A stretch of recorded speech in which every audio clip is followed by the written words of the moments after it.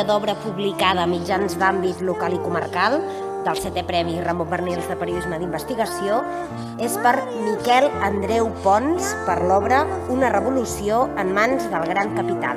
Evidentment, a la premsa local i comarcal no tenim els recursos ni sovint les eines per destinar gent a investigar coses, però sí que tenim el mateix deure que qualsevol mitjà a oferir al lector les claus per interpretar els fenòmens que passen a casa seva. Jo he de dir que de periodisme sé poc, no sé massa. Jo el que sé de periodisme ho he après a les pel·lícules de Superman.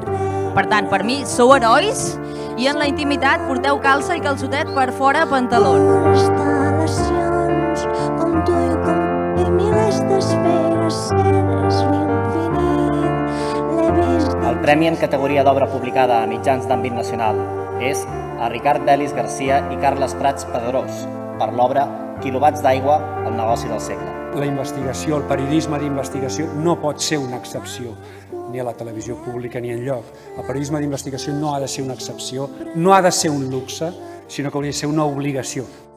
Reportatges com els que premiem avui poden ajudar a canviar les coses. Els que som aquí som uns optimistes. Sí, creiem que la societat on vivim es pot millorar. No només posem el dit a la llaga perquè ens agrada fer-ho, que també, sinó sobretot perquè creiem que serveix per avançar.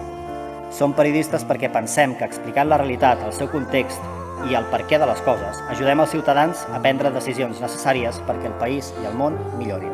Per això és imprescindible comptar amb bon periodisme, amb periodisme emancipador, amb periodisme que també ens qüestioni els que ens pertoca prendre decisions, que ens posi reptes i que evidentment ens obligui a llevar-nos cada dia desitjant fer la nostra tasca molt millor que el dia anterior.